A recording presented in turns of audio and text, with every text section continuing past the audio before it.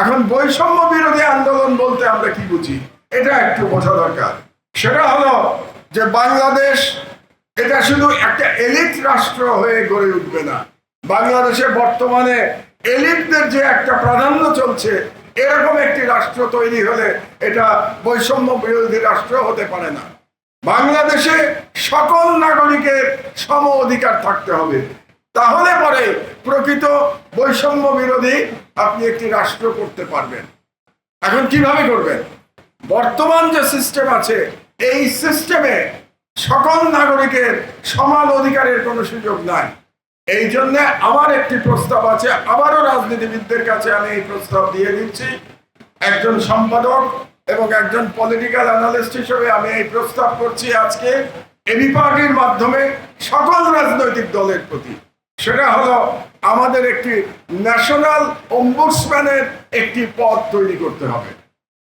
National অম্বুডসম্যানের পদটি হবে, আমার ধারণা আপনারা আমার সাথে একমত নাও হতে পারেন, পদটি হবে প্রধানমন্ত্রীর র্যাঙ্ক অ্যান্ড স্ট্যাটাসের একটি পদ, কিন্তু তার কোনো এক্সিকিউটিভ ক্ষমতা থাকবে না। কারণ ক্ষমতার বিকেন্দ্রীকরণ হলে রাষ্ট্র পরিচালনা করা যাবে না। তাহলে অম্বুডসম্যানের কাজটা কি হবে? তার কাজটা হবে নৈতিক বল। নৈতিক বলই হবে তার একমাত্র কাজ। অর্থাৎ যে নাগরিক তিনি রাষ্ট্র দ্বারা অত্যাচারিত হবেন কিংবা যিনি ন্যায় বিচার পাবেন না, তিনি ন্যাশনাল অম্বুডসম্যানের কাছে তার নালিশটা জানাতে পারবেন। ন্যাশনাল অম্বুডসম্যান তার নালিশটা নিয়ে তিনি জাতিকে জানাতে পারবেন যে অমুক ব্যক্তি রাষ্ট্র দ্বারা নির্যাতিত হয়েছে, রাষ্ট্র তাকে তার ন্যায্য অধিকার দেয় নাই, নাগরিক হিসাবে তার যে অধিকার এটা দেয় নাই। তাহলে তিনি কোনো এটার বিচার করতে পারবেন না, কিন্তু তিনি পুরো রাষ্ট্রের কাছে একটা মরাল পজিশন নিয়ে আসতে পারবেন। এবং এই মরাল পজিশনটা থাকলে পরে যারা এক্সিকিউটিভে থাকবেন তাদের উপরে একটা চাপ তৈরি হবে। এই জন্য আমি মনে করি বৈষম্য বিরোধী রাষ্ট্র যদি প্রকৃতই আমাদেরকে করতে হয়, তাহলে ন্যাশনাল অম্বুডসম্যানের একটি পদ করতে হবে।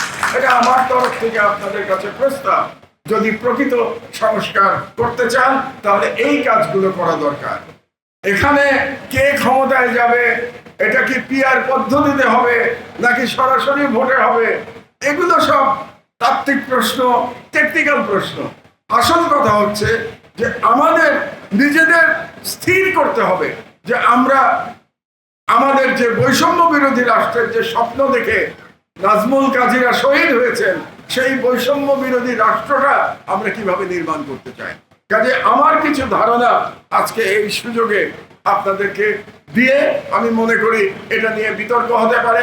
আমাদের নির্বাচনের এখনো সময় আছে, ঘোষিত সময় হচ্ছে ফেব্রুয়ারি মাস, কাজে এখনো 7 মাস সময় আছে।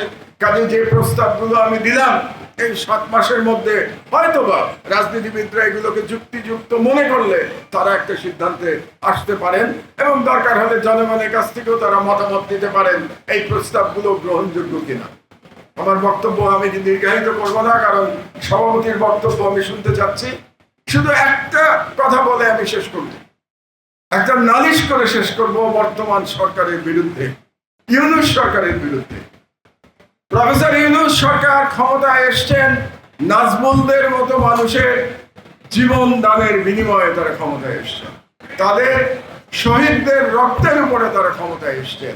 কিন্তু তারা এখন পর্যন্ত জুলাই সনদ প্রক্লেমেশন করতে পারেন নাই।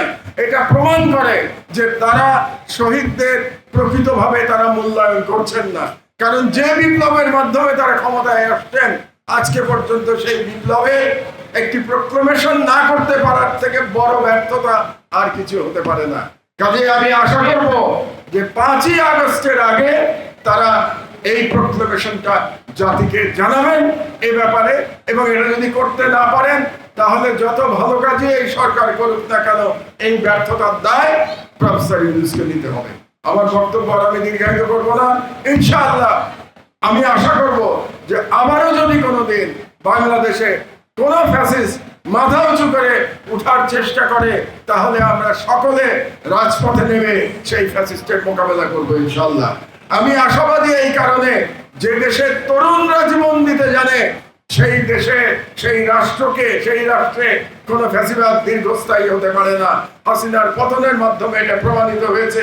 কাজেই বাংলাদেশের মানুষ জীবন দিতে শিখে গেছে, বাংলাদেশের তরুণ রাস্তায় নামতে শিখে গেছে জালিমের বিরুদ্ধে। কাজেই কোনো জালিম যেন আবার মাথা চারা দেওয়ার স্বপ্ন না দেখেন।